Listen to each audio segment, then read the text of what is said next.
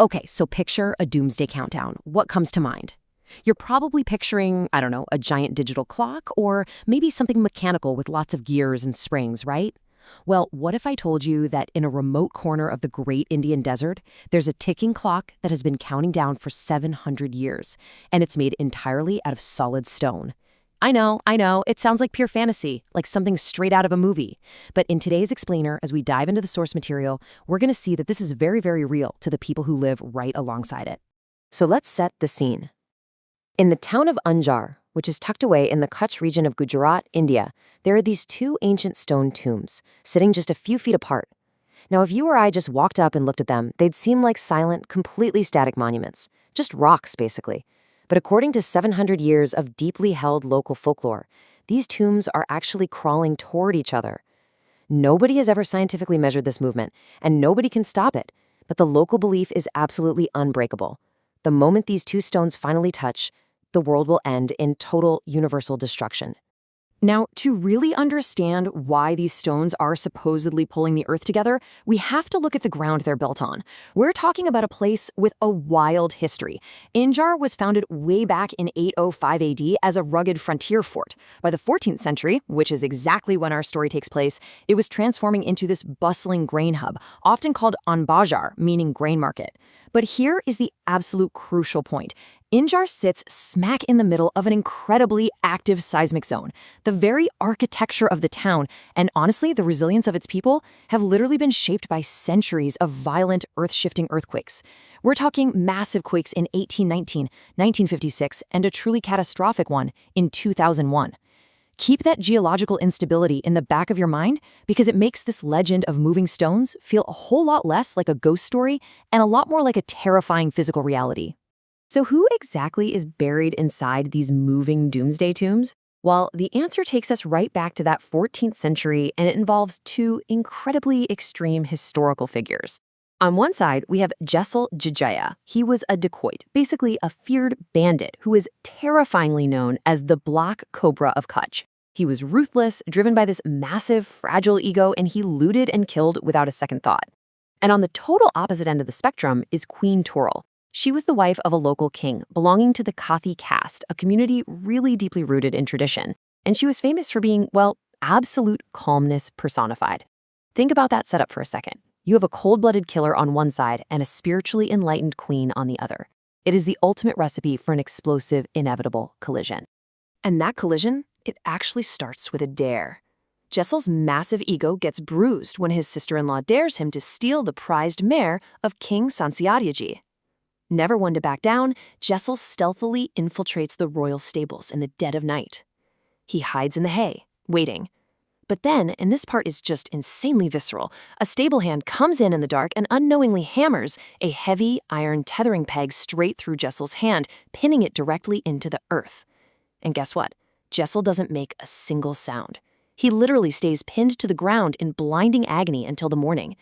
When the king eventually finds him, he is so blown away by this terrifying, inhuman grit that he actually offers the captive bandit a single wish. Jesal, arrogant as ever, just demands Toral. But here's the crazy twist. What Jesal didn't realize was that Toral was the name of the mare, the name of the king's prized sword, and the name of the king's own wife. And because the king was bound by this ancient vow of absolute generosity, he handed over all three. Unbelievably, the queen leaves with the bandit. But she goes willingly. She somehow senses that a man with that kind of terrifying determination could actually be transformed if you just pointed him toward the light. The real test of this theory comes during their sea voyage back to Kutch. They're out on the water, and out of nowhere, a violent, terrifying storm erupts. The wind is howling, massive waves are crashing over the boat. And what happens? The fearless Black Cobra, the guy who literally just took an iron spike through the hand without even flinching, is suddenly totally paralyzed by the sheer existential fear of death. He turns ghost white. But Queen Toral, she's sitting there perfectly serene. She looks at this trembling, hardened criminal and casually tells him, "You know, it isn't the waves that are threatening to sink us. It's the heavy moral baggage of your violent past that's pulling us down." Right at the very peak of the storm, with the boat tossing everywhere, Toral challenges him to strip his soul bare. She starts singing a bhajan, a devotional song, that by the way is actually still a massive hit across India today. The lyrics are Pap Taru Prakash Jadeja, Basically, confess your sins, Jadeja. It is literally the sound of a bandit's ironclad ego entirely collapsing. Under the intense weight of imminent death and faced with Toral's blinding spiritual authority, Jesal just breaks. He confesses to a lifetime of atrocities, of looting, of killing. And the legend says the exact moment he finished his confession, the violent storm just simply subsided. This brings us to a phenomenon from the source material that we can call spiritual alchemy. You see, this wasn't just a simple change of heart or some guy promising to, try to be a bit better. This was a complete cellular metamorphosis. The ultimate predator literally became the devotee. All that violence was instantly replaced by a bond of absolute truth and compassion. The Black Cobra was completely dead, and a saint had just been born in his place. And it's this profound spiritual alchemy that forged a bond between Jesal and Toral so unbelievably strong that 700 years later, people believe it is quite literally pulling the earth together. It's just such a powerful example of how humanity uses myth and faith to process the relentless, devastating forces of nature around us. So after surviving that storm, their life did a complete 180.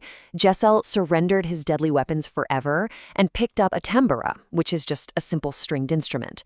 They settled down in our earthquake-prone town of Anjar, and they spent the rest of their lives completely dedicated to serving the poor and meditating. They essentially became two halves of a single spiritual force. When Jesal eventually passed away, Toral realized she just couldn't exist in a world without him. So she took Samadhi, which is a conscious, voluntary entry into death, just so she could be buried right beside him. And today, their shrine is this absolutely incredible symbol of unity.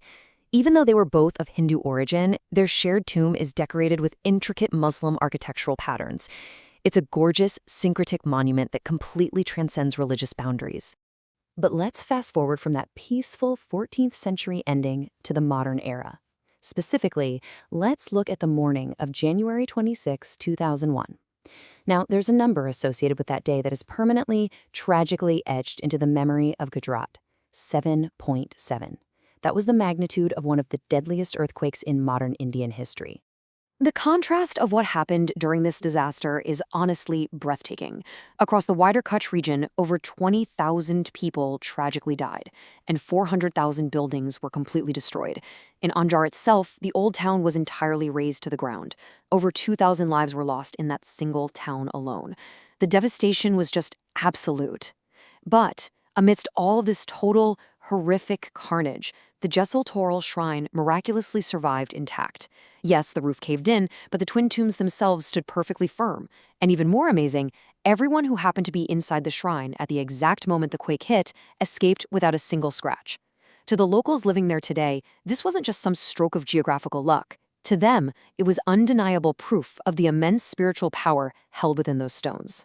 Which brings us right back to our ticking clock. Because the people of Kutch believe that the violent shaking of that 2001 earthquake didn't destroy the tombs. It actually pushed them significantly closer together. The local countdown is incredibly specific too. They say Jesal's tomb moves by the width of a single sesame seed every year. Toral's tomb, it moves by the length of a single grain of barley. So it's a painfully slow collide, but that 2001 quake served as a terrifying reminder to everyone that the countdown is, in fact, still moving forward. So let's look at what we have here. We have a frontier town that is repeatedly shaped and shattered by earthquakes. We have a ruthless bonded whose ego was broken by a single song, and we have a love story that is quite literally counting down to the end of the world. It leaves us with a lingering mystery. What is it that keeps two tombs bound together for 700 years, and what happens when that bond finally ends?